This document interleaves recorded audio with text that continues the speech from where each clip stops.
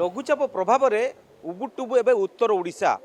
जदि कही रखा बस्ता ब्लक दे प्रभावित होता जलकान जलस्तर वृद्धि पाई जहाँ सकाल सुधा जहाँ रिपोर्ट आम पाखे रही 6.86 पानी प्रभावित होची जहाँफल विभिन्न रास्ता पर पानी प्रभावित होची एवं शह शह हेक्टर चाष जमी पर पानी माड़ी रही ता सहित जो कही रखा 30 रु अधिक गाँ पानी घर रही आपन पछपटे चित्र देखिपे ये हूँ मथानी बाईपास बा मथानी चटाण चित्र ए रास्ता पर एबे भी पानी 1.5 फुट ऊपर पानी प्रभावित होची जहाँफल यातायात बाधाप्राप्त होची प्रशासन पक्षर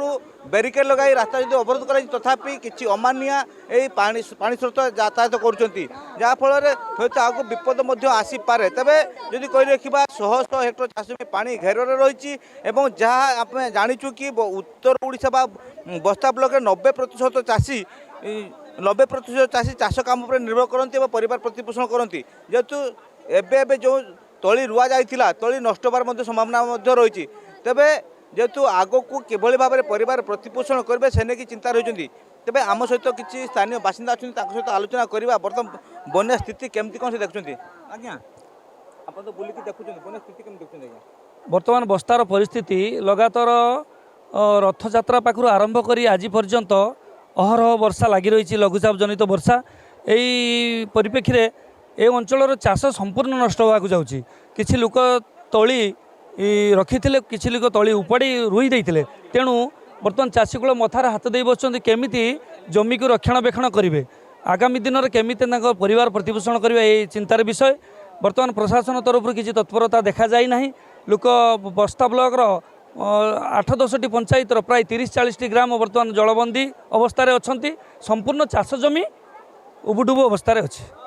बर्तमान आप देखुं एनालिसिस करते गाँ पानी घर अनुमान 30 रु 40 गाँ बर्तमान पानी घेर अच्छा लोक मैंने यातायात करना जलबंदी अवस्था अच्छा रास्तार निश्चित भाव में रास्तार 70% रास्ता एवं पानी बुड़ीकी अच्छी आउ विशेषकर मेन रोड भी बुड़ीकी देखुं पानी बर्तमान मेन रोड पानी स्रोत चली तेणु विशेषकर क्षतिग्रस्त है चाषी चाषी को गुरुत्व दबा दरकार सरकार यही बन्या परिप्रेक्षी निश्चित भाव में जदि गत काल वर्षा ना तथापि जेहेतु उपरमुंड जब कही रखा जो जलका नदी उपरमुंड रही मयूरभंज जिलार रासमपुर सुलियापदा मोरुड़ा चित्रांचल गत काल प्रबल वर्षा होता जहाँफल से पानी आसी बर्तमान जलका नदी जलस्तर वृद्धि पाँच से जलस्तर एवं चाष जमी पर माड़िकी रही तेज जहाँ स्थानीय बासिंदा कहवा कथा पानी निष्कासन होगा आहरी 8 रु 10 दिन समय लगे ये 8-10 दिन भितर जो चाष कर चाष संपूर्ण क्षतिग्रस्त हम तेरे जहाँ आम प्रशासन सहित आलोचना करूँ कि सेमाने कहते कि लोकों को सुरक्षित स्थान को जीवाई सूचना दी स्कूल कथा कहतु बात्या स्थल कथा कहतु बा साइक्लोन सेक्टर कथा कहतु सबू स्थान को जीवाई सुरक्षित स्थान को जीवाई सूचना दी किभली भाव में लोक मैंने सुखिला खाद्य रंधा खाद्य पाए से नहीं व्यवस्था कराई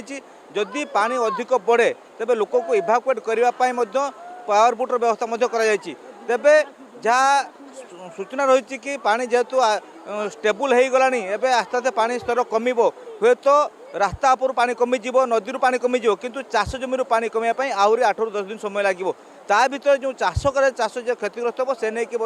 चाषी मैंने चिंतार पड़ते कारण पाखे जो संबल था तली नष्ट हो सार नुआ चाष नष्ट हो जो संबल सरीज तेरे जो चाष करते ऋण गंडा कर चाष कले से ऋण केमी परिशोध करेंगे से नहीं चिंतार रही